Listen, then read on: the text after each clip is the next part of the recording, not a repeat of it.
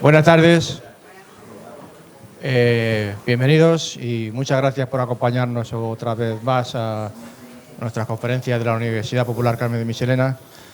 Acordaros, por favor, que siempre lo digo al principio y algunas veces se me olvida, los móviles casi mejor que los dejemos o apagados o por lo menos en silencio, porque luego es tan molesto tanto para vosotros como para el ponente.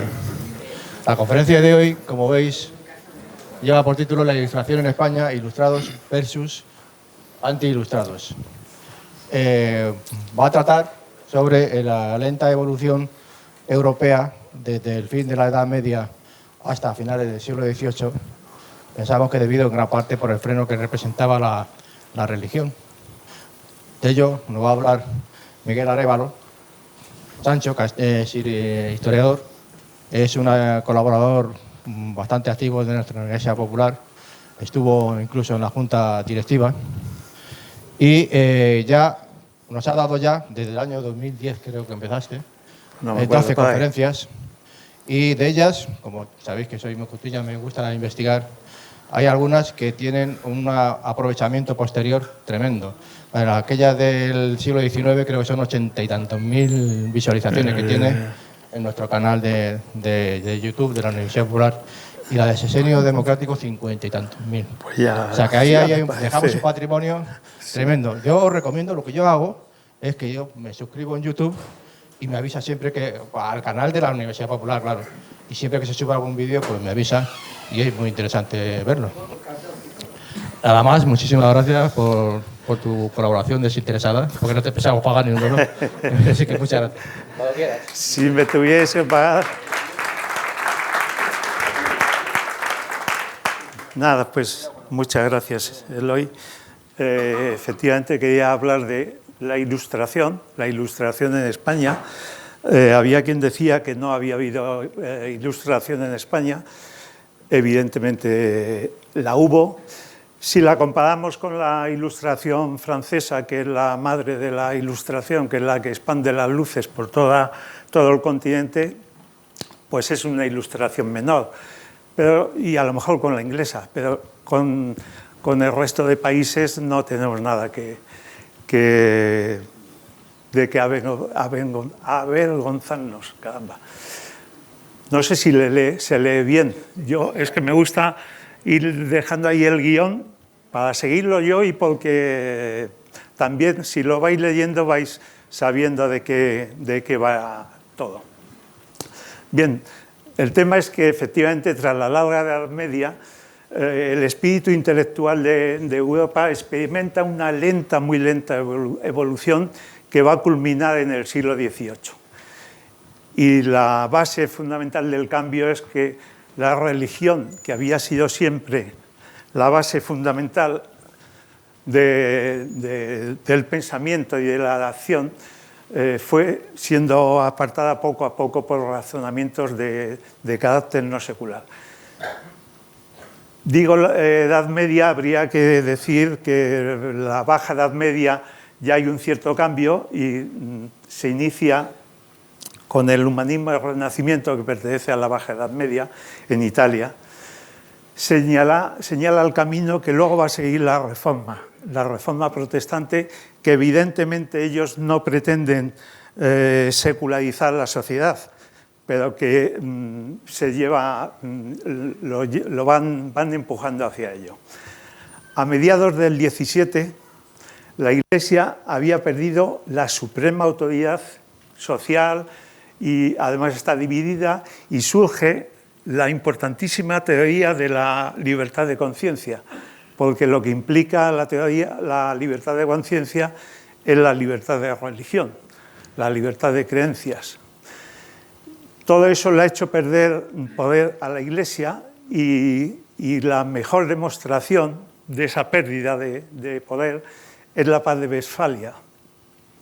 La Paz de Westfalia de 1648, como sabéis, pone fin a 30 años de largas luchas en todo el continente, luchas que tienen que ver con la Iglesia y que pone fin también a la supremacía española en el mundo. Bien, pues la Paz de Westfalia, la Iglesia la condenó. Y la condena, claro, porque daba los mismos derechos jurídicos a católicos, calvinistas y luteranos. Eso la Iglesia no lo podía permitir. Bien, la condenó, no pasó nada, y la Paz de Westfalia se instauró y se siguió. Bien, fue en el 17 cuando surgen los grandes pensamientos, los grandes revolucionarios del cambio, el concepto de derecho natural, el deísmo. Todos los campos del pensamiento se van a ver, van avanzando y se van a emancipar de la Iglesia, del poder de la Iglesia y de la teología tradicional. Bueno, hay un largo, es decir, desde Francis Bacon, que nos quita a Aristóteles como autoridad total. Bueno, la ley de la gravedad es importantísima. En fin, va surgiendo todos esos cambios en la ciencia y en el pensamiento que van a dar la Ilustración, surgen en el 17. ¿Y qué es lo que pasa con el 18? El 18, la diferencia es que el 18 va a difundirlos. Va a tener esa capacidad de difundir todas esas nuevas filosofías, las nuevas ciencias, va a ir creando una nueva conciencia. Al universo y al mundo se los considera cada vez más sujetos. Esto es importante considerarlo, que se ve que está sujeto a leyes racionales, leyes creadas por Dios. Es decir, los ilustrados, sobre todo en España, no están quitando a Dios, están diciendo que ha sido creado por Él, pero a diferencia de estos siglos pasados, donde se dice que ha sido creado y ya está, tú vive y no te preocupes, no tienes por qué investigarlo, no tienes por qué conocerlo, no tienes por qué saberlo, sino que ahora se dice que si tenemos una inteligencia, tenemos que ser capaces de investigar esas leyes que rigen el mundo. La Ilustración nos va a traer tres grandes principios. Perdón, voy a leer Son la libertad, el progreso y la felicidad, pero bajo la guía de la razón.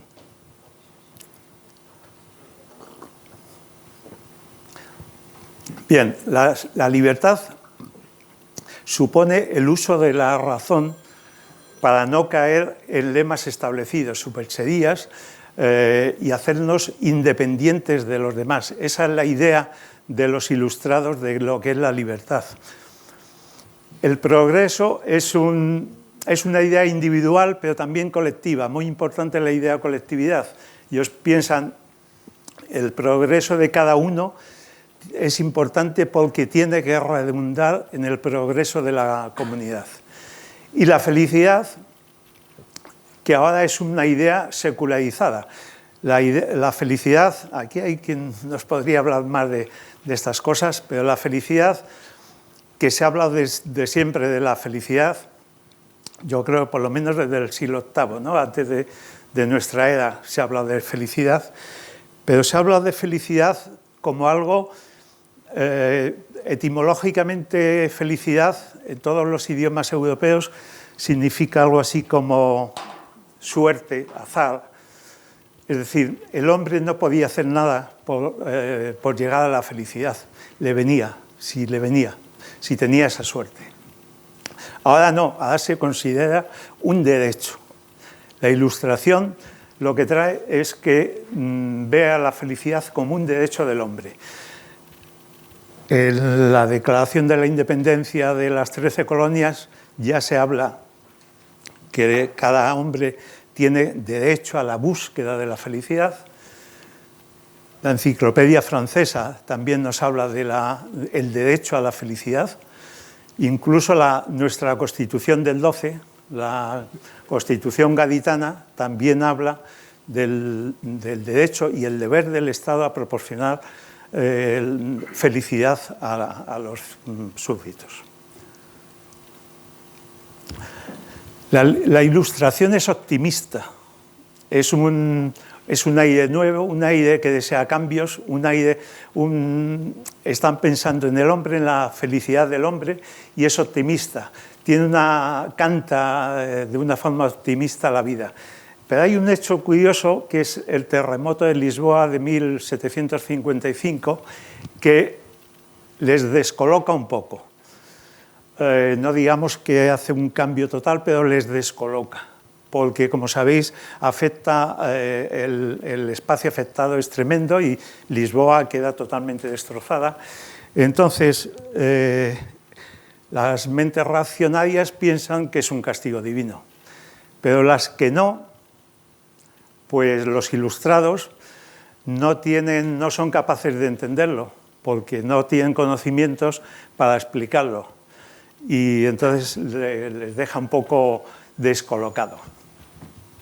Bien, Rousseau, hablando de optimismo, no compartía ese optimismo de los enciclopedistas y hablaba, como sabéis, del buen salvaje, que el hombre es bueno por naturaleza y se corrompe por la sociedad. En su caso, una buena educación evitaría esa mala influencia. Bueno, del buen salvaje, con esto le toman mucho el pelo a algunos enciclopedistas. Diderot dirá algo de que, bueno, el buen salvaje, pero que no me pillen en la selva y me coma, que cuidado.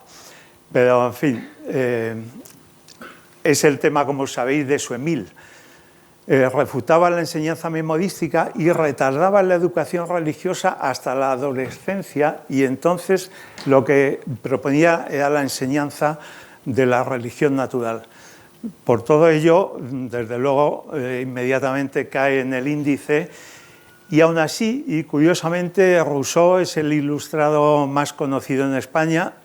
Estoy hablando del 18, es el que más se lee y más se conoce en España. Rousseau ya aporta valores sentimentales y los enfrenta a los racionales en algunos momentos, y es que Rousseau ya está anunciando el prerromanticismo, que va a dar pie al romanticismo que surge en Alemania a final de este mismo siglo, y que va a oponer ciertos valores a los valores del humanismo. Tenemos una charla, perdona, no sé tu nombre, de Eduardo, que está en la universidad, que hablaba de ilustración y romanticismo, que, bueno, no puedo recomendar, o sea, la recomiendo, pero yo no la he visto, prometo verla. Bien, la Ilustración ve en la razón, que es su ley fundamental, lo ve también como una solución universal para el problema del bien y el mal.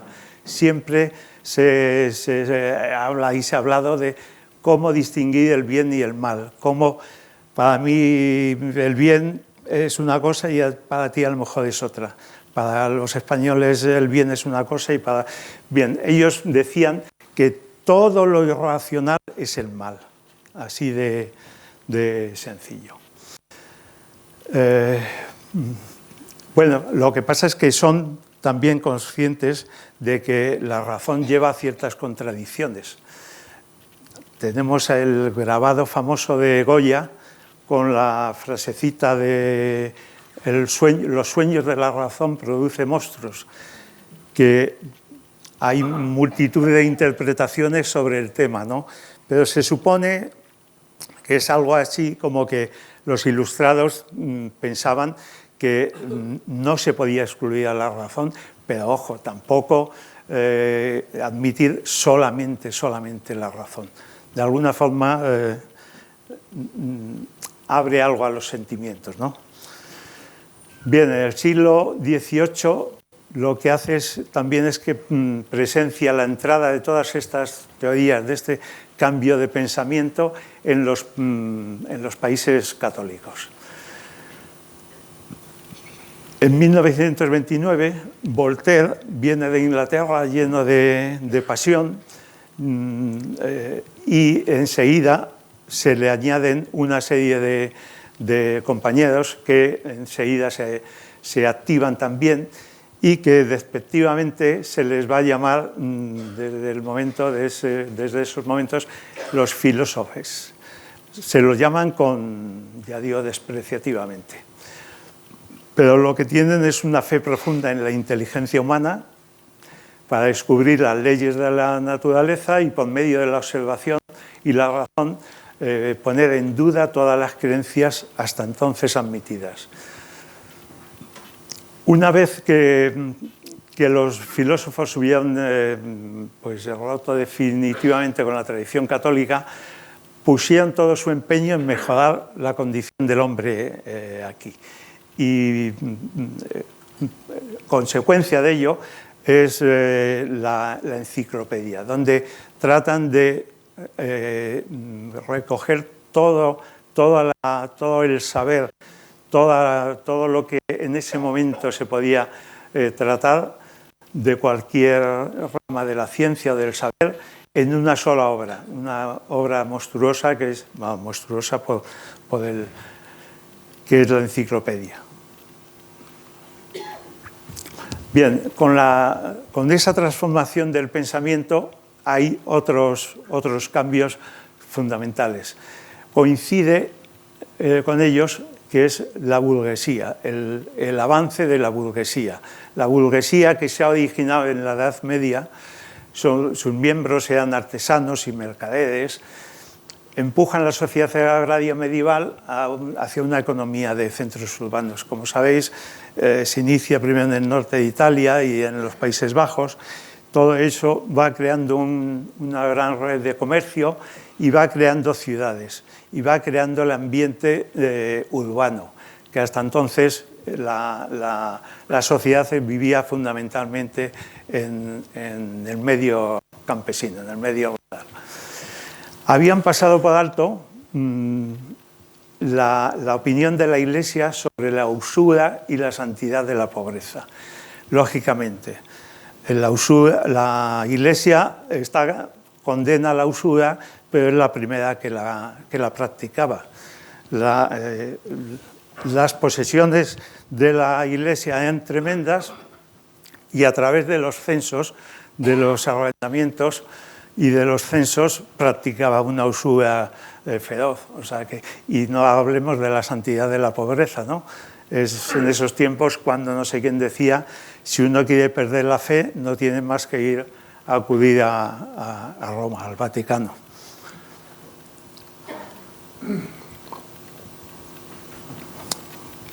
Bueno, como van adquiriendo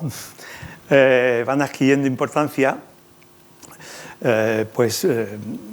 eso explica el triunfo del secularismo, ya que hemos visto que dejan atrás lo que la Iglesia les dice, y donde son más poderosos, es decir, donde esa burguesía crece más fuerte, en los Países Bajos, Inglaterra y Francia, el nuevo espíritu intelectual va a conseguir sus mayores progresos. Y luego, paralelo a estos dos fenómenos, se ha afianzado un tercero, el aumento del poder del Estado, el absolutismo. Como sabemos, en la Edad Media, la monarquía, los reyes son un primus inter pares. Después han ido abandonando eso, empiezan a llamarse reyes, pero como sabemos, por ejemplo, los austrias en esos siglos anteriores son reyes, pero están muy limitados por los fueros de cada reino. Todavía España está dividido en varios reinos. conservan sus fueros, sus privilegios, y los reyes están sometidos a esas cortapisas. Eso se va eliminando, y en España, desde luego, con la llegada, como sabéis, de los Borbones, se instaura un sistema más absoluto. Carlos, no solamente en España, sino en Europa en general. Carlos III en España, Federico II en Prusia, Catalina II en Rusia, José II en Austria, José I en Portugal, y príncipe en Alemania e Italia, emplearon su poder para llevar a cabo reformas. Son los déspotas absolutistas déspotas o absolutistas ilustrados. Se ha dicho siempre déspotas ilustrados, o se decía siempre déspotas ilustrados, pero actualmente gusta más lo de absolutistas ilustrados porque hace más justicia, porque déspota hoy en día tiene una connotación muy negativa que no hace justicia. Porque los déspotas, el despotismo ilustrado realmente es el sistema político de la Ilustración, y lo que pretende es hacer los cambios a través del poder del Estado. En el 18, bien, Francia no tenía un rey de talla. La verdad es que habían tenido durante muchísimos años a Luis XV, les causó una decepción tremenda. Fue, no sé cómo le llamaban, el rey bello, rey, algo por el estilo, pero les decepcionó totalmente. Pusieron sus esperanzas en el nieto, en Luis XVI, y Luis XVI, sobre todo cuando hace dimitir al ministro Turgot, que es el paladín de las reformas en Francia, pues pierden la confianza en ellos. Con lo cual, a partir de ahí en Francia, el despotismo ilustrado empieza a perder su ser. La proximidad a Francia posibilitaba que las luces llegaran a España, lógicamente. Pero teníamos un problema, y es que durante todo el tiempo de la Reforma, España se había convertido en el líder de la contrarreforma. Había luchado en todo el continente y había puesto dinero, soldados y fuerzas para combatir precisamente a las otras religiones, para combatir la Reforma, con lo cual teníamos un problema. Solo teníamos la posibilidad que llegasen las luces, quedaba en la posibilidad de que llegase un rey ilustrado, un déspota ilustrado, y tuvimos la suerte de que nos llegó efectivamente Carlos III. Las luces penetran en España. Bien, en la primera mitad del siglo penetran de forma esporádica, porque nos falta eso, nos falta el rey ilustrado. Ni Felipe V ni Fernando VI lo son. Tienen grandes ministros, y no es que se opongan, pero no tienen ni la fuerza ni el carácter para ser un déspota ilustrado. Hay ejemplos, Macanaz, que era un gran ministro de Felipe V, por ejemplo, hace un tratado donde deja escrito lo que él considera cómo deben ser las relaciones con la Iglesia del Estado y tal, y la Inquisición va por él. En un principio Felipe V le quiere defender, pero llega su confesor, que es jesuita, un jesuita, y le dice que ¿dónde vas? Y tiene la suerte Macanaz de que en ese momento está en la capital de Francia y se queda ahí, afortunadamente, porque si no, la habría pasado muy mal. Y con Fernando VI hay otro ejemplo. También tenemos el Marqués de la Ensenada, un gran ministro que intentó hacer una política fiscal, clarificar los impuestos. Es decir, Castilla tenía un follón de impuestos tremendo, tenía 18.000 impuestos. Cuando vienen los Borbones, en la Corona de Aragón, con la nueva planta, han simplificado los impuestos, han puesto la contribución única.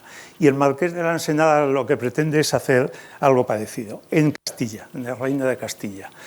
Hace un trabajo ímprobo, que el catastro de Ensenada, que ahí tenemos un material fantástico, un conocimiento de la España de Castilla, del 1750, de mediados, fantástico, pero cuando quiere ponerlo en práctica le dicen lo mismo. La aristocracia en este caso le dice que ¿dónde vas? Y Fernando VI se achanta y le quita. Así que no nos valen, necesitamos a un Carlos III. Es sobre todo desde 1760, Carlos III viene en 1759, donde la renovación intelectual que supone la Ilustración va a tener éxito. Bien, como canales de la Ilustración, ¿cómo puede el poder, la monarquía, el monarca transmitir todo eso a la sociedad? Pues usan tres canales. Las sociedades económicas de amigos del país se crean por una contribución particular de el conde o marqués de Peñaflorida, que crea la Sociedad Vasca de Amigos del País. Y a continuación, tardan un poquito todavía, a los 10 años me parece, se constituye la de Madrid y a partir de ahí ya se hacen muchas por toda España. Son sociedades donde lo que hacen es discutir de todos los temas, sobre todo los temas económicos, hacer memorias, hacer estudios, dan escuelas, caramba, escuelas de diversas cosas. Y la de Madrid, en un momento dado, en 1786, abrió la puerta a las mujeres. Hay una serie de mujeres muy ilustradas y muy importantes, la condesa de Montijo y Josefina Mar, una gran intelectual, que se meten ahí, les meten, pero en la Junta de Damas, porque cuando se trata de meter a las mujeres en las sociedades económicas, hay mucho debate, porque hay mucha gente que se opone, y Carlos III les impone una solución intermedia, que es crear una Junta de Damas que está asociada a la sociedad económica. Luego las universidades, lógicamente. Pero las universidades hay que hacer una reforma, exige una reforma en la educación universitaria. Afortunadamente, luego vamos a ver la expulsión de los jesuitas, se les ha expulsado de España y eso lo va a facilitar. Se crean muchas cátedras de filosofía moral, de matemáticas, física, porque en la universidad hasta ese momento lo que se estudia es fundamentalmente teología y derecho. Y además un derecho fundamentalmente canónico y tal. Así que ahora es cuando se empieza a hacer una reforma que se hace despacio porque hay mucha oposición de todas formas. Y la prensa. La prensa es una creación también de la Ilustración, del tiempo de la Ilustración. Había una gaceta oficial, un periódico oficial, la Gaceta de Madrid, y a partir de esta época empiezan a surgir periódicos particulares. Son periódicos que normalmente aguantan unos años y terminan fracasando. Hay que tener en cuenta, tampoco se parecen a los periódicos lo que tenemos hoy en día por un periódico. Más que periódicos, yo creo que son revistas. Son una periodicidad distinta, son por suscripción, son carísimas y es muy difícil pero bueno, extienden para lo que era entonces, se extiende, se difunde, se pueden difundir sus ideas. De hecho, con ello se crea la opinión pública, se empieza a crear la opinión pública, que hasta entonces nadie pensaba en ninguna opinión pública. Bien, pero en los países católicos la Iglesia era un obstáculo muy importante. Era difícil plantear reformas sin alterar los diezmos, que era un impuesto que pagaba todo el mundo a la Iglesia, y sus extensas propiedades vinculadas. Vinculadas quiere decir que no se podían ni vender ni dividir, con lo cual, para así decirlo, no estaban en el mercado, ¿no? Se pretendía expandir conocimientos científicos, pero la Iglesia, hasta la expulsión de los jesuitas, monopolizaba la enseñanza superior y daba una educación clásica y escolástica. Y aunque se les expulsa y se facilita esa reforma, todavía tienen mucha gente que les sigue y que pone constantes obstáculos en la universidad, ¿no? Bueno, la inutilidad de muchas órdenes monásticas contrariaban el espíritu utilitario. Los ilustrados que pensaban que el hombre tenía que ser útil, tenía que sacar provecho y de esa utilidad redundar en el país, en la nación, no podían entender que hubiera miles de personas metidos en conventos y monasterios, pues se supone que rezando, y sí, y nada más, ¿no? Y bueno, además, una de las principales órdenes, la Compañía de Jesús, pues prestaba lealtad al Papa, daba su lealtad al Papa. Es decir, que se sentía no obligado por la ley de España, del monarca español, de las leyes españolas, sino que ellos se sentían directamente implicados con el Papa. Y además le hacían, constan todos los años, importantes entregas de dinero. Eso ya sabemos que está un poco en la reforma protestante, que los príncipes alemanes que protegen la reforma, uno de sus objetivos es que todas esas importantes cantidades de dinero que iban a la Santa Sede quedárselo ellos, lógicamente, porque era en sus dominios donde surgía ese dinero, se hacía. Y había, lógicamente, una oposición conservadora. Si pensamos que lógicamente, cuando se intentan hacer estos cambios, venimos del antiguo, están todavía en el antiguo régimen, donde hay dos clases o dos estratos, el clero y la Iglesia, el clero y la nobleza, que están privilegiadas. No se mira el mérito, sino se mira el nacimiento. Una persona, por haber nacido dentro de la nobleza, por ejemplo, pues ya no tenía más problemas en la vida y no solía trabajar, no solía participar. Es más, estaba, como sabéis, muy mal visto el que desde las hidalguías, los caballeros y los nobles tuvieran ninguna participación en el comercio o en cualquier tipo de trabajo.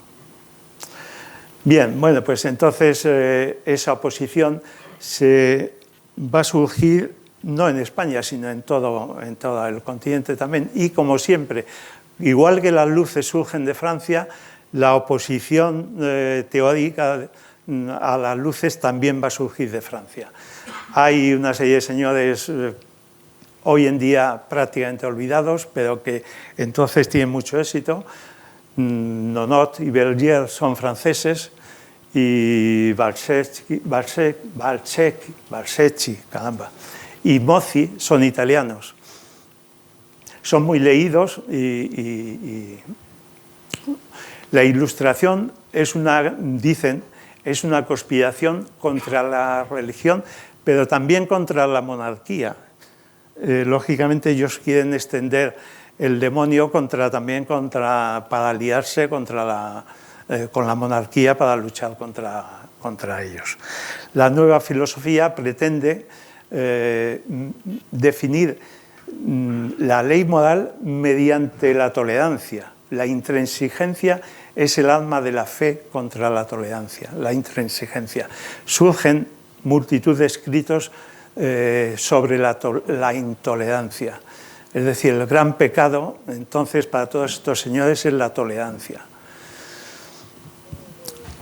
Ceballos, Pérez y López, Fernández, Valcárcel, todos estos son escritores españoles que siguen los escritos,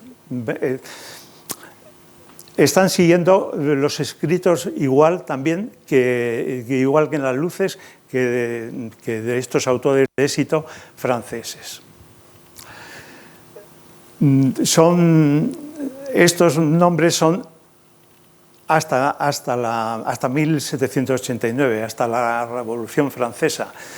No son los únicos, además, porque desde los púlpitos el clero, el bajo clero, se lanzan desde 1780 más o menos continuas diatribas contra una filosofía en gran medida desconocida. Y podemos entenderlo lanzaban auténticas bestialidades porque no la conocían. Si los ilustrados les costaba mucho saber y conocer y poder leer a las filosofías nuevas, pues el bajo clero, que se subía a los púlpitos en todos los pueblos de España y ciudades, la gran mayoría de ciudades, eran un poquito menos ignorantes que el pueblo llano, que era totalmente analfabetos, pero este clero era muy poquito menos ignorante. Entonces, que supieran lo que estaba diciendo Rousseau o lo estaba diciendo Voltaire, ellos ni idea. Y hablaban de los inicuos Voltaire y Rousseau sin tener ni idea de lo que decían. Y además están atacando algo, están hablando algo que en España los ilustrados españoles, la ilustración española, no está atacando ni al altar ni al trono. Catolicismo y despotismo ilustrado era el ideal de los españoles más avanzados. Es el ideal de Jovellanos, es el ideal de Campomanes, es el ideal de Moratín, de todos, de Meléndez Valdés. Meléndez Valdés en algún momento parece que tiene alguna idea más, pero en fin, la idea de la ilustración española es el catolicismo y un despotismo ilustrado, así que atacaban pues fantasmas. La alta nobleza también hace una oposición sorda y lanza una literatura panfletaria. La nobleza, igual que en el clero, la nobleza y el clero más ilustrado, más letrado, más preparado, realmente son ilustrados, pertenecen y apoyan la ilustración. Lo que pasa es que luego los demás pues se ponen en el campo contrario. Bueno, el regalismo en España. Bien, pues esto es fundamental en ese momento porque es la política del Estado que pretende tener el dominio en su país, en sus dominios de la Iglesia, lógicamente como cualquier otra institución que hubiera en el país. Eso, como sabéis, hasta ese momento no era así, aunque en España existe el regalismo desde los reyes católicos, que son los primeros que luchan por tener los derechos sobre todo sus súbditos. Los Borbones habían fortalecido, como sabemos, el poder real, pero solamente la Iglesia Católica se oponía a ese poder. Y además tenía a la Inquisición que estaba vigilando todo lo que se decía y todo lo que se escribía. O sea que mucho cuidado. Al llegar Felipe V, bueno, pues 2/3 de los cargos de la Iglesia se hacían los hacía el Vaticano, los hacía el papado. Eso quiere decir que ponían de obispos y de todos esos altos cargos de la Iglesia a los que a la Iglesia le apetecía. Lógicamente no van a ser gente favorable a los ilustrados. Y además, en todas las vacantes, mientras hay vacantes, se está apropiando del dinero de esas vacantes. O sea que, total, que el 18 va a presenciar una serie de escaramuzas continuas entre ambos poderes, el poder real y la corte española. Y empieza ya Felipe V, que como sabéis, la Iglesia directamente, o sea, la Santa Sede se toma partido clarísimamente por el archiduque Carlos, con lo cual cuando Felipe V triunfa y queda como rey de España, se toma nota y rompe relaciones con la Santa Sede. No hay que olvidar que yo estoy hablando de la Santa Sede, pero entonces es un estado más. La Iglesia era un estado más, que era mucho más grande y la capital era Roma, lógicamente. ¿Y qué es el jansenismo también? Bueno, pues el jansenismo es, y lo usaban como ahora se usa eso del comunismo. Tenemos un gobierno comunista y cualquiera que dice es un poco de izquierda, pues es comunista, y cualquiera que hace no sé qué es comunista. Pues entonces pasa un poco con los jansenistas. Dentro de la Iglesia, los jansenistas son miembros de la Iglesia, hay un grupo que son partidarios de la monarquía, del monarca, vamos, del poder real. Bien, Jansenio es un teólogo católico del siglo XVII, había escrito un libro, Agustinus, que daba una versión de San Agustín, donde hacía hincapié en la predestinación en contra del libre albedrío y la gracia. Se crea una secta en Francia, pero es una secta que no penetra en España, y una secta que propone además pues un carácter más estricto, más puritano, cosa que la Iglesia, siempre que se propone eso, los llama herejes. Así que los llamados jansenistas españoles no provienen de esta secta, sino de la controversia con los jesuitas. Ese término se debate en las escuelas de teología universitarias y es tal cual que se llega a los palos, a las piedras y a unas auténticas batallas. Se oponen los jesuitas a los que son partidarios o sea, son contrarios a la gracia y el libre albedrío. Y hay un segundo significado que viene de la misión fundamental de los jesuitas, que eran, de alguna forma, por llamarle los soldados del Papa. Entonces, estos que se oponen al poder papal, pues encuentran el enfrentamiento con los jesuitas. Ya en 1682, nada menos, el galicanismo, que era la forma de llamarlo en las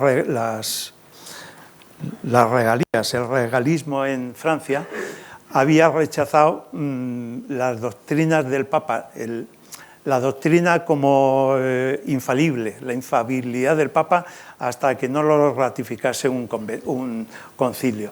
Y además abogaba por la autoridad de los obispos. De los obispos en su obispado, lógicamente. Y el Papa, ayudado por los jesuitas, va a atacar esto. Se expulsa a los jesuitas. Bien, Carlos III tenía muchas ganas a los jesuitas porque les acusaba de esas continuas debates y controversias en la Iglesia, porque los jesuitas no solamente estaban enfrentados con los jansenistas, es que estaban generalmente enfrentados con todas las órdenes.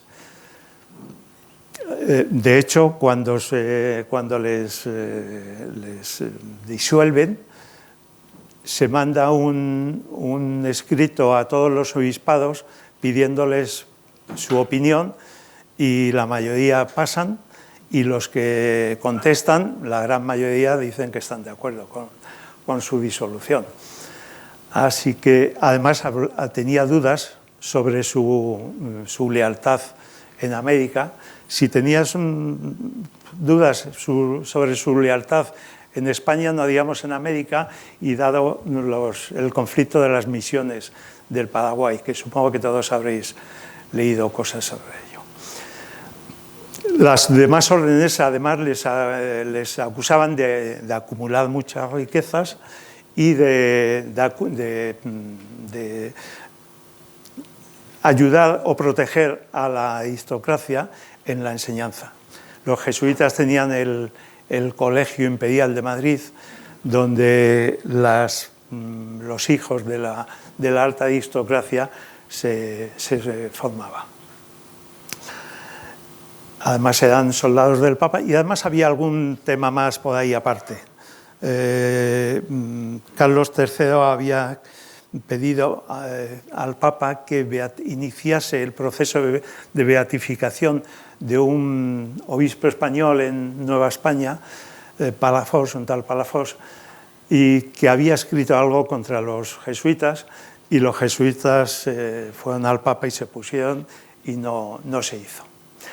Así que cuando llega el motín de Esquilache, que es una crisis que afecta a todo el país, se inicia, como sabéis, en Madrid, pero se propaga por todo el país. El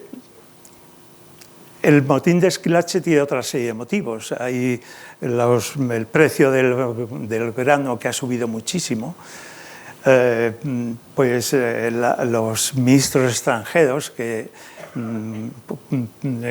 tratan de cambiar la moda en la vestimenta, pero realmente se hace una crisis tremenda. Carlos III se ve humillado, él piensa que humillado, tiene que salir al balcón y conceder al pueblo muchas cosas, una serie de prebendas, concederlas, pero se queda humillado y se la queda aquí, y llama al conde de Aranda para que venga a hacerse cargo del gobierno. El conde de Aranda pacifica todo, y en un año más o menos consigue que todas esas concesiones de Carlos III se eliminen. Pero aprovechan para acusar a la Compañía de Jesús de haber instigado el motín.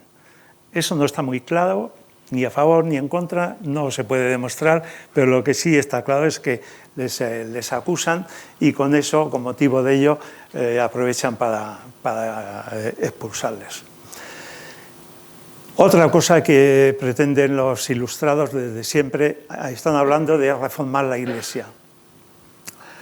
Hay que reformarla, pero la Iglesia se niega continuamente, y se niega a todo ello. Bien, la Iglesia es muy difícil meterse con ella, porque tiene unas características importantes. Nada menos que hay unos 3.000 monasterios y conventos, y había 200.000 eclesiásticos, donde la mayoría, como hemos dicho antes, destacaban por su ignorancia. Para hacernos una idea, hay que tener en cuenta que España tenía entonces unos 10 millones de habitantes y 200.000 eclesiásticos. Francia tenía los mismos eclesiásticos, más o menos, pero tenía 25 millones de habitantes. Es decir, que la diferencia es tremenda. Pero no solamente eso, es que la riqueza que tenía era tremenda, y que contrastaba totalmente con la pobreza, con la gran pobreza que tenía la población. Sus propiedades, como hemos dicho, tienen el derecho a manos muertas, con lo cual eso es que no entran en el mercado. Hay que imaginarse que una sexta o una séptima parte de los cultivos del país están en manos de la Iglesia y no entran en el mercado. Solamente lo llevan ellos. Bien, la ignorancia general del clero además nutría de superstición del pueblo, cosa contra la que luchaba la Ilustración. Por lo tanto, no podía estar a favor. Estaba siempre luchando por la reforma. Y he puesto no porque no lo consigue, no lo consigue. Bueno, la economía yo creo que lo vamos a dejar porque se nos va a ir el tiempo. Únicamente que el mercantilismo va a propiciar pues, el auge de las periferias españolas, que luego va a tener su importancia. Y a final del siglo, pues, Adam Smith publica La riqueza de las naciones, que se adapta muy bien a la incipiente revolución industrial. Viene 1789, se produce la Revolución Francesa y empieza a surtir efectos no queridos. ¿Qué pasa? Que el ideal del despotismo ilustrado se va a ver destruido en la década siguiente, por el tremendo impacto que produce la Revolución Francesa y su evolución, y los conflictos bélicos que lo van a acompañar. Aunque ya había alguna duda, ya se había suscitado alguna duda de la viabilidad del despotismo ilustrado, es decir, de hacer los cambios desde el poder, pero con la Revolución Francesa se crea, todos los ilustrados dan un paso para atrás porque se asustan. Y los franceses la destruyen, el despotismo ilustrado desaparece en Francia porque deciden que es el pueblo el que tiene que hacer los cambios. El pueblo, en este caso la burguesía, digamos. Bien, el despotismo ilustrado que lleva, pues realmente es una alianza entre la monarquía y la burguesía que están haciendo y que se está fortaleciendo, frente a las clases privilegiadas, lógicamente aristocracia y clero, que habían dominado la vida española, ¿no?, durante siglos. Lógicamente los perjudicados reaccionan. Hasta ahora han tenido una oposición sorda, son los que escriben siguiendo a Nonot y a Bergier, pero bueno, es una oposición ahí más o menos igual que la de aristócrata, es una oposición un poco sorda, pero ahora mismo ya con la revolución ya piensan, ya escriben directamente que tiene que ser monarquía absoluta y sobre la base de la religión.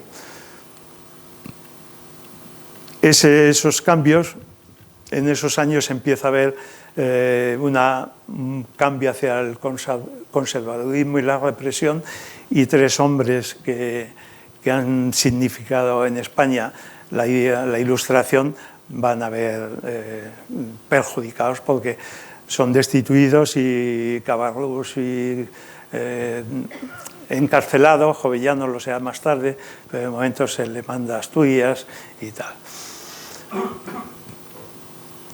Bien, esto sigue en Francia y la Asamblea redacta la primera constitución escrita de su historia. Y Francia se ve configurada como una monarquía constitucional y Luis XVI se ve Luis XVI se ve obligado a aceptarla. Ante estos hechos, bueno, Floridablanca le entra el pánico, es el famoso pánico de Floridablanca, porque no concebía eso. Él era un ilustrado, pero ahí se echa para atrás no un paso, sino dos pasos. Él no concebía que el Estado y la Marina y el Ejército lo pudiese controlar, que no estuviese en manos de rey y sus ministros, que lo controlase una asamblea popular.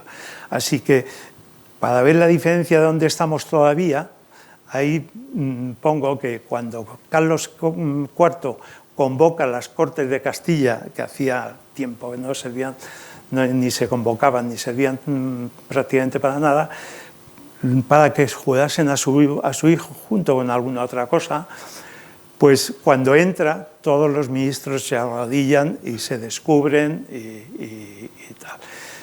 Es para que veamos que la diferencia de dónde en ese momento se sitúa Francia y dónde se sitúa España. Y es que, como digo, el ilustrado español, la ilustración española no chocó nunca con el sentimiento religioso. Bien, en febrero del 92, Carlos IV se ve obligado a destituir a Floridablanca, porque Floridablanca se empeña en decir que la aceptación de Luis XVI ha sido forzada, y Luis XVI le dice a Carlos IV que, oye, me estás poniendo un problema, porque si estos se convencen de que he sido forzado, me cuesta la vida. Efectivamente, lo cambian por Aranda otra vez, vuelve, pero va a estar solamente unos meses, hasta final de año. Pero en esos meses vuelve el espíritu ilustrado al gobierno. Lo que pasa es que se radicaliza en ese tiempo Francia, los hechos franceses, y guillotinan a Luis XVI. Eso le cuesta la caída a Aranda, le terminan cambiando también, y llega Godoy. Carlos IV llama a Godoy, se dice seguramente porque Aranda tenía un partido, por así llamado, un grupo que se puede llamar partido aristocrático, que se enfrentaba al grupo de los manteístas, de los Floridablanca y todos estos. Y entonces busca una tercera vía en Manuel Godoy. Y Manuel Godoy, bien, es un personaje, es todo un personaje, es uno de los más determinantes en la época y al mismo tiempo más enigmático y controvertido de la historia española. La verdad es que siempre se le ha criticado, siempre hemos hablado fatal de Godoy, hasta que hace ya unos años, pues no sé, 20 o 30 años, Carlos Seco, en una gran obra, le reivindica como una gran figura de la Ilustración española. Y además coincide con un gran hispanista y algún otro, como Richard Hare, en ello. Y explican ese encumbramiento por sus relaciones personales con los reyes, que evidentemente son verdad y se conocen, por la urgencia de sustituir a Aranda, por ser un Godoy, como hemos dicho, un personaje independiente. El tema de Godoy con la reina parece ser que seguramente lo que era el cortejo de María Luisa. No sé si sabéis lo que es el cortejo, supongo que muchos sabéis, pero bueno, Godoy es un ilustrado, por lo tanto, se le debe de considerar, por lo tanto, un político ilustrado. No llega a ser nunca un enciclopedista, eso sí, no llega a serlo, no se le conoce como tal, y siempre se mantuvo fiel a los principios de la tradición, pero durante por lo menos 5 años va a gobernar bajo los criterios de la Ilustración. Bien, cuando en enero del 73 la Convención hace subir a la guillotina a Luis XVI, Carlos IV intercedió por su vida, y eso hizo que la Convención, que es la que gobernaba en ese momento, se molestase y nos declara la guerra. Bien, se produce un conflicto con Francia de un par de años, que se inicia muy bien para el ejército español, que al mando del general, el de la calle, el general Ricardos, invade el Rosellón y nos va muy bien, pero este hombre, que empieza a tener problemas de aprovisionamiento y tal, muere. Al venir a Madrid a pedir ayuda y tal, muere, y una serie de cambios también en la dirección de los franceses hace que cambie todo. Y ahora son los franceses los que entran tanto por el País Vasco como Cataluña. Y aquí quería mencionar la importancia del mercantilismo que ha protegido o ha ayudado al crecimiento económico de la periferia, porque si invaden Cataluña y el País Vasco, además de ser los pasos habituales para España, es porque están convencidos también de que el ansia separatista o esas ansias separatistas de todas esas provincias va a surtir efecto, y que en cuanto llegue el ejército francés como libertador se van a unir a Francia. Y no es así, no solamente no es así, sino que hay una lucha feroz. Todo el pueblo se apresta a la lucha y lucha ferozmente contra ellas. Es un momento curioso porque es cuando la sociedad española de alguna manera se muestra más unida, todo el pueblo español. Ya veremos que por abajo hay otras cosas, pero en ese momento la verdad es que toda España se apresta y apoyan esa lucha, la apoyan tanto ilustrados como anti-ilustrados. No hay fisuras. Después interviene, a los 2 años se firma la paz de Basilea, que le supone a Godoy el título de príncipe de la paz, nada menos. No había habido príncipes en España, nada más que los futuros reyes del país. Y se origina un conflicto después de firmar la paz con Francia, viene otra vez la alianza familiar y nos encontramos con un enfrentamiento con los ingleses, que están en una lucha perpetua con los franceses, y nos vemos impelidos a participar, porque además, como siempre, los ingleses están torpedeando el comercio español. Así que Godoy tiene que financiar tanto conflicto, y curiosamente, ahí se ve su ilustración, su apoyo a la ilustración. Él intenta sacar los medios económicos de los órdenes que tienen el dinero, es decir, que había luchado contra la Ilustración, tanto la nobleza como la Iglesia.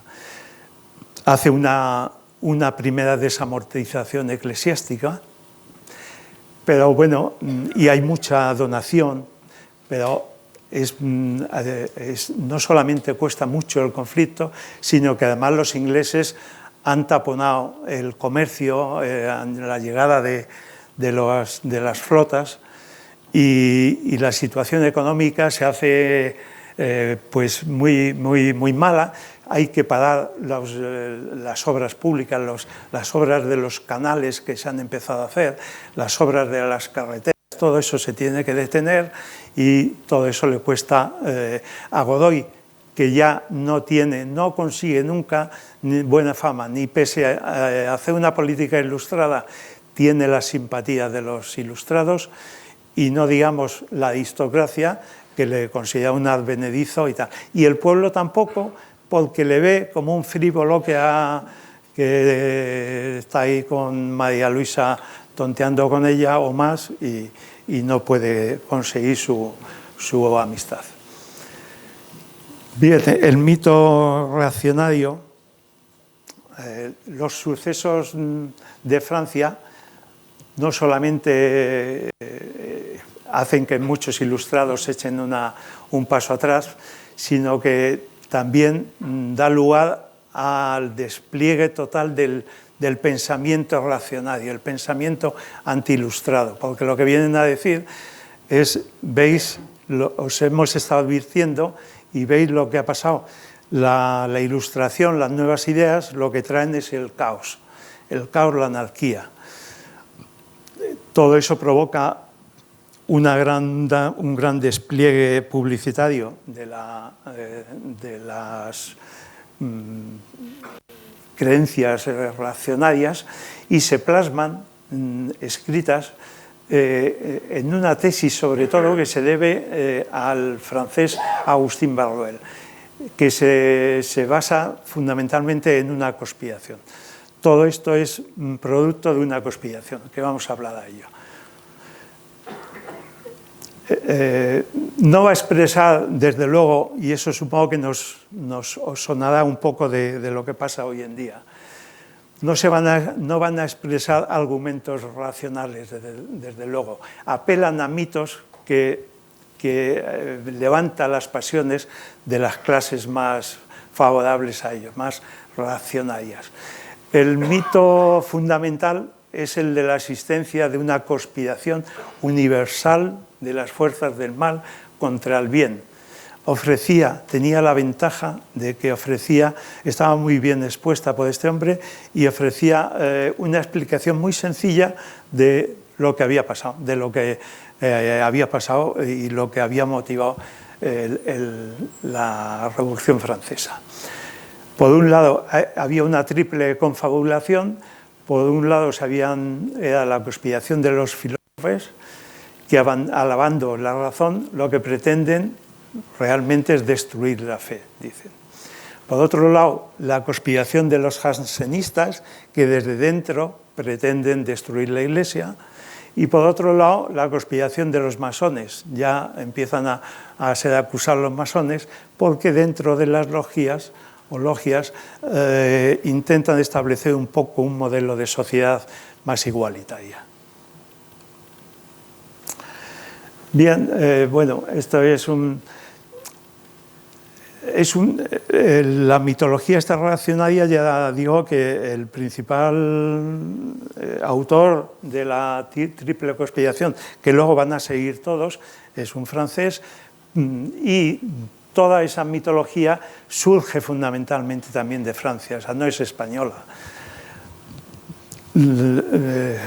Sus argumentos apoyan la relación del antiguo régimen y justificaron la gran represión que sucedió cuando Napoleón es vencido.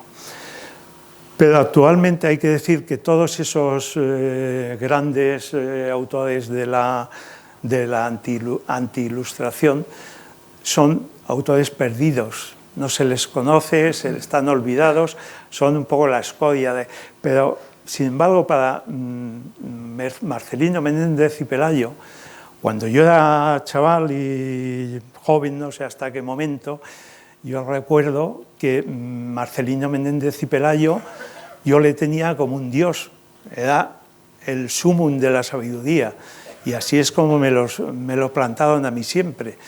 De hecho, cuando el hispanista mencionado antes escribe un libro sobre la ilustración y les pone así a los antiilustrados, el ABC dice que ¿dónde va ese hombre? Que se pretende comparar con Marcelino Menéndez y Pelayo, pero hombre. Bien, Marcelino Menéndez y Pelayo hizo el famoso libro, famosísimo, de Historia de los heterodoxos españoles, es decir, de todos los autores ilustrados. Y hace eso y hace una lista de los ortodoxos o anti-heterodoxos que para él son los grandes. Los Nonot, Barruel, Mozzi, todos para él son los grandes. Dice que son muy plomizos, que es dificilísimo leerlos porque te cansan, la forma que es espantosa, pero que el fondo es inmensamente más interesante y más profunda y más alta que todos los ilustrados españoles, que los jovellanos, los Menéndez Valdés, en fin, cualquier otro autor. Que lo deja, espera que alguien haga ese estudio de los ortodoxos, digamos, o antiheterodoxos. Bien, hay que decir que esos grandes autores que él menciona, pues eso, están hoy absolutamente olvidados. Y además, él hace una cosa que ha hecho, bajo mi punto de vista, mucho daño, y es que al asimilar a los ortodoxos, digamos, los anti-ilustrados, con la tradición y con lo español, y los ilustrados con lo extranjerizante, ha creado una especie de dogma con lo que hemos vivido mucho tiempo, cuando no es verdad, porque en los ilustrados españoles sí que hay algo de España, sí que hay algo del saber español, porque a través de Grocio,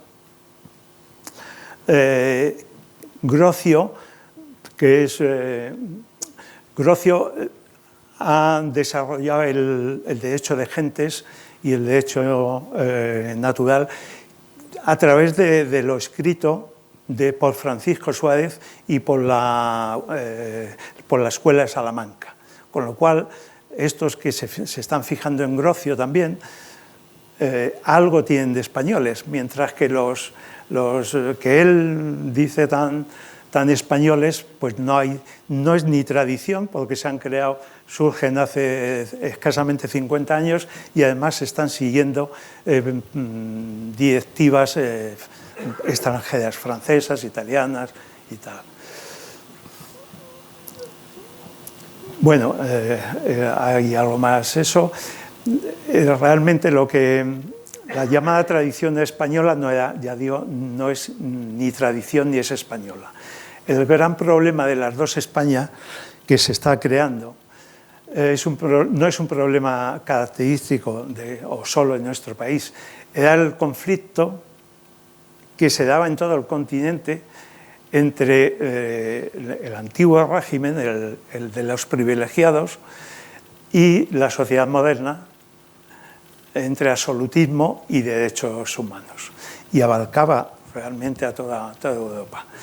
Tal conflicto culmina, como sabemos, ese conflicto en la Revolución Francesa, y de su amarga experiencia va a nacer en Europa el propósito de reemplazar la violencia por métodos racionales y de someter a discusión parlamentaria las decisiones políticas. Pero está surgiendo las dos Españas, porque España en la Ilustración se ha integrado en el movimiento europeo, totalmente. Y cuando los anti-ilustrados hacen una oposición sorda y fuerte, más que sorda, cuando se hace una auténtica oposición, sobre todo cuando después de la Revolución Francesa, en la separación, ahí se va creando una zanja que lo que se va pasando es que se va agrandando. Hasta ese momento se había ido sujetando, porque habíamos tenido a Carlos III, que no solamente era un rey ilustrado, sino que España había tenido una larga etapa de prosperidad. Todo el XVII, bueno, el XVII es un siglo de decadencia, no solamente de España, sino de toda Europa. Tiene un valle tremendo, mientras que el XVIII es un largo ascender en España. Francia no tanto, por eso tiene los problemas que tiene. Pero España sí, y desde luego desde el 1770, 1790 está progresando continuamente. Es un progreso que se nota y se palpa, y encima tiene un gobierno ilustrado, por lo tanto la separación en la sociedad no se nota. A lo mejor se está alargando, pero no está frenada por esa situación de prosperidad, de felicidad. Cuando eso falla, los sucesos de Francia y ya un monarca que ya no tiene ese crédito que tenía Carlos III, Carlos IV no puede tener el crédito porque el hombre se ocupa mucho, no hace como los anteriores dejados los válidos. Él presta mucho tiempo a los asuntos de Estado, pero luego pues María Luisa era un desastre y las relaciones con Godoy eran ahí muy... Y lo que se dice es muy tumultuoso, por lo tanto no hay una monarquía, no hay un monarca que frene esa zanja que se crea después de la Revolución Francesa.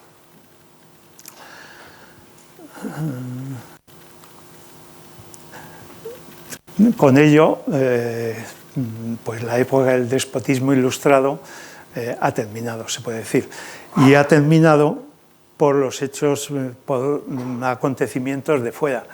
O sea, fundamentalmente son la independencia de Estados Unidos, que la independencia de Estados Unidos tiene mucha importancia en Francia. Es decir, el despotismo ilustrado francés, cuando muchos franceses van a luchar por la independencia de Estados Unidos, de los Estados Unidos actuales, cuando vuelven imbuidos de un deseo de llevar adelante las reformas, pero ya no desde el poder. Se dan cuenta que es desde abajo, desde donde las reformas pueden ser importantes. Eso en España no pasa. No pasa porque españoles también van a luchar, como sabéis, a favor de la independencia. Pero en España, cuando vuelven, aquí estamos en una época de prosperidad, como digo, y tenemos un monarca ilustrado y no hace eso. Eso surge en Francia. Pero en España surge ese remolino que se crean en Francia a la vuelta de la independencia USA, es lo que pasa un poco en España después de 1789. Todo ello va a acabar evidentemente con la Ilustración. Cuando llega, sabemos, la invasión francesa,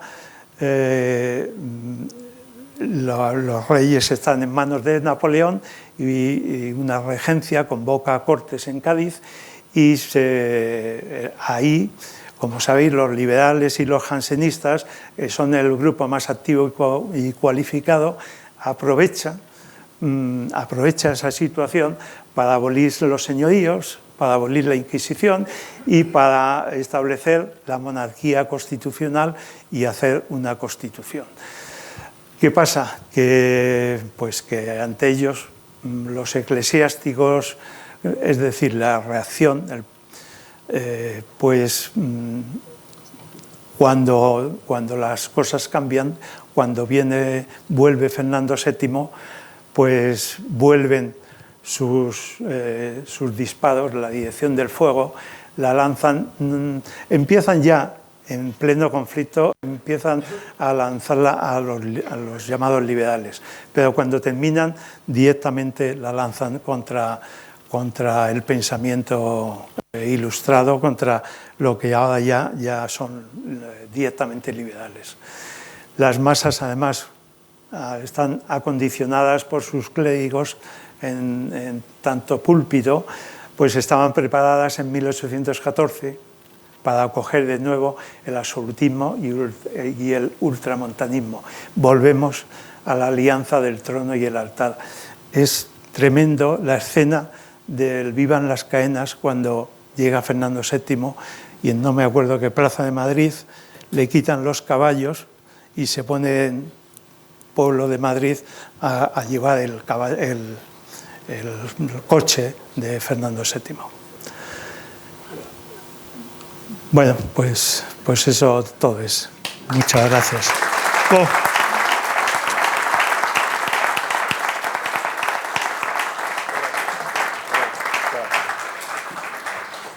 Muchas gracias a ti, Miguel. Abrimos, si queréis, un turno de preguntas.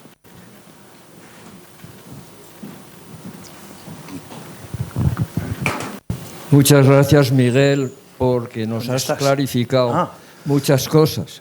Yo quería hacer dos aportaciones. Una, supongo que la mayoría de los presentes, hablando sobre todo de la enciclopedia, conocen una obra que a mí me gustó mucho, de Arturo Pérez Reverte, una novela que se llama Dos hombres buenos, donde explica las peripecias de dos académicos españoles con ansias de ilustración que van a Francia, a París, a por la enciclopedia francesa y traerla a España. Bueno, ese es el dato que Reverte lo describe de una manera muy amena y con ciertos ribetes de historia. Y la segunda, has dicho que los ilustrados tenían una adscripción católica. Entonces, ¿cómo se puede conjugar esa adscripción con el anticlericalismo militante de muchos de ellos, en concreto algunos ilustrados vascos, como puede ser Félix María de Samaniego? Es decir, ¿cómo tienen una adscripción ideológica y luego son beligerantes absolutos contra los que imparten esas doctrinas? Bueno, porque son anticlericales, no antirreligión. Es decir, lo que pretenden desde siempre es reformar la Iglesia. Y, de hecho, como no lo consiguen, en el siglo XIX lo que vienen son las desamortizaciones, porque lo que no llega un momento que no pueden permitir es que el país, con tantísimas necesidades, aguante una Iglesia inmensamente rica. Porque hemos dicho los monasterios, los conventos, pero cuando llega la desamortización, hay montones de ciudades españolas que el 50, el 60, el 70% de las casas de esas ciudades son de la Iglesia. Y la industria, que son los batanes y los molinos de la época, pues casi toda está también en manos de la Iglesia, o sea que la riqueza es inmensa. Entonces, son anticlericales porque es contra esa Iglesia que están luchando y no se deja reformar. Pero ellos siguen pensando que vamos, siguen creyendo en Dios. Surge el deísmo y algunos seguramente llegan a ser deístas. Meléndez Valdés creo que un poco más, tú sabrás más de eso a lo mejor. Pero nada más, bueno, y ya muchos ser deístas. Los deístas que surgen en Inglaterra, lo que dice es que hay un Dios creador, un Dios que organiza el universo, pero que no nada más, que no tiene nada que ver con la verdad revelada, no tiene que ver con ninguno de los dioses existentes, y que ese Dios creador y que organiza todo no necesita ninguna iglesia. Es a lo que llegan, pero los demás siguen creyendo en una iglesia, lo que pasa en una iglesia de otra forma, que no consiguen. Muchas gracias, Miguel, por esta magnífica lección que nos has dado esta tarde. Vamos, en tu línea de siempre. Yo quería hacerte una pregunta. Cuando llega José Bonaparte al trono de España, todos los ministros y los colaboradores más inmediatos suyos se les conoce como los afrancesados. Mi pregunta es, ¿hasta qué punto se puede considerar que los llamados afrancesados son equivalentes o asimilables a los ilustrados? Pues dicho de otra manera, si todos los afrancesados eran ilustrados o si todos los ilustrados se consideraban afrancesados. Y la segunda pregunta, en la misma línea, es ¿hasta qué punto la ilustración residual que quedaba en España fue partícipe importante en la elaboración de la Constitución de 1812 en Cádiz?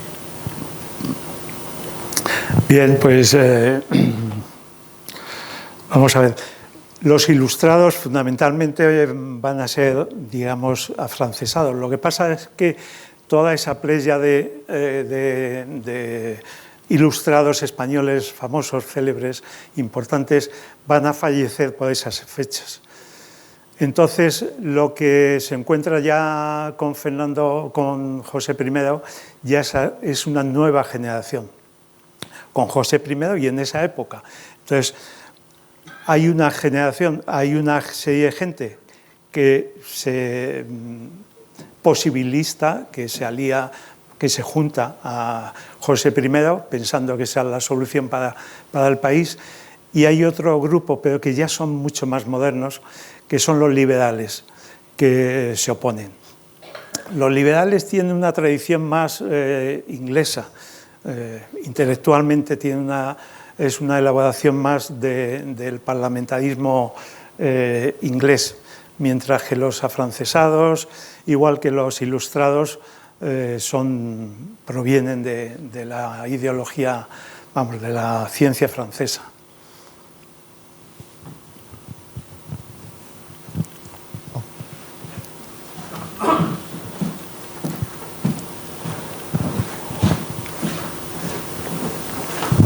Has hablado del deísmo, que es un fenómeno curioso, un fenómeno que luego continúa, porque creo que Einstein era deísta. Y como curiosidad, aportar que el último reo de la Inquisición fue ejecutado precisamente por deísmo. Acusado de deísmo en Valencia, fue ahorcado primero y luego quemado, ¿no? Sí, es curioso, es verdad. A la mayoría de los acusados por la Inquisición, con mucha facilidad les acusaban de deístas. Y efectivamente al médico este valenciano, no me acuerdo de su nombre, le llevan a la hoguera como deístas. Es lo que hay gente ilustrados religiosos, la mayoría, es decir, religiosos libre de toda tanta atraso y tanta superchería y tanta riqueza, y hay deístas, y surge también el materialismo y el ateísmo, pero en España los materialistas y ateístas, vamos, incluso en Francia a lo mejor hasta se pueden contar con los dedos de la mano, y a lo mejor en España ¿quién se declaraba ateo? No me acuerdo ahora mismo, pero en fin, no. Lo que había eran deístas, el deísmo sí se vio un poco, pero vamos, en España muy poco también, aunque acusaron a muchos. Muy bien, pues nada, muchísimas gracias, Miguel, ha sido un placer. Gracias a ti. Anda, ¿lo habéis encontrado? Lo sigo haciendo. Que me decía que estaba medio perdido.